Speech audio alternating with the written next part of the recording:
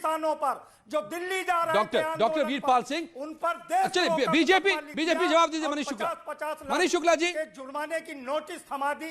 ये तो उत्तर प्रदेश में हो। देखिए अजय जी, और जब आरोप, अजय जी, जब ये बवाल हुआ और मीडिया ने दिखाया तब शांत रहे। अरे जावेद अहमद सुन लीजिए, अरे सुन लीजिए, पीएम ने यह भी कहा है, पीएम ने यह भी कहा है कि आपको ये आप जो खुद ना कर सके कहते रह गए, वो ना कर सके, दर्द इस बात का है आपको कि मोदी श्रेय ले जाएगा। कहा तो है पीएम ने कि श्रेय ले जाओ, लेकिन किसानों का नुकसान तो ना करो। स्वयं सेवक का संगठन है भारतीय कृषक संघ, उसने भी लिखित तौर पर प्रधानमंत्री और मनीष शुक्ला प्लीज पत्र लिखकर कानूनों का विरोध दर्ज कराया। उसको क्या कहेंगे? कृपया शांत सुन लीजिए, विषय को आ जाने दे, अब अपनी बात का जवाब ले ले। देखिए माननीय प्रधानमंत्री जी ने आज साफ साफ जो बातें तथ्य परख की उन्होंने बताया है कि दरअसल विपक्ष पार्लियामेंट से पंचायत तक खारिज किया जा रहा है, जनता की अदालत में उसको खारिज किया जा रहा है, तो किसानों के कंधों पर बंदूक रखकर बरगलाने का प्रयास हो रहा है। और जिस कानून के लिए अपने मैनिफेस्टो में, अंग्रेजी के मैनिफेस्टो में संशोधित करने की बात कांग्रेस करती रही और हिंदी में उसको खत्म करने की बात करती रही, आज उसी पे मुकर रही है कांग्रेस। हमने तो अपना मैनिफेस्टो पूरा किया, साथ साथ हम कांग्रेस के भी मैनिफेस्टो की जो वादे हैं उसको पूरा कर रहे हैं।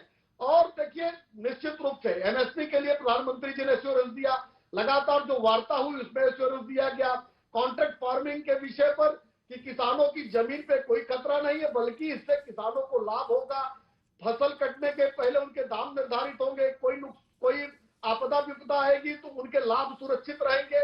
लेकिन चूंकि ये दर्द पेट में इसलिए मरोड़ मार रहा है कि इतने दिनों तक शासन करने के दौरान कांग्रेस या अन्य विपक्ष के लोगों ने कभी भी किसानों की सुध नहीं ली।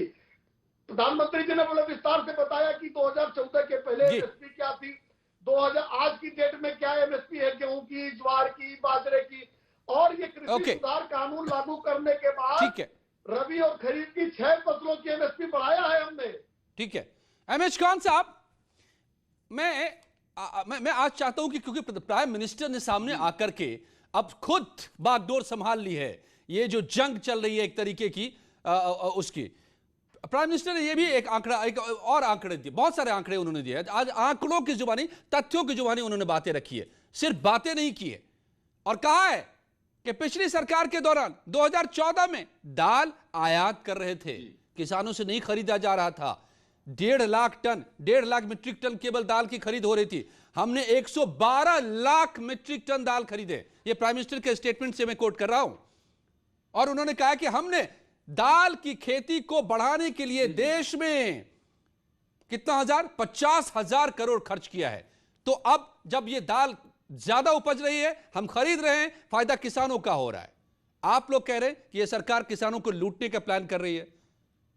कौन झूठ बोल रहा है? क्यों इतना बड़ा झूठ? नहीं, ये तो नहीं मैं कह रहा हूं कि मैं नहीं, विपक्षी दल जो कह रहे हैं, अभी आप सुन रहे थे कांग्रेस के जावेद अहमद साहब को। सुन लीजिए, आप सुन लीजिए, अब बात मेरी सुन लीजिए।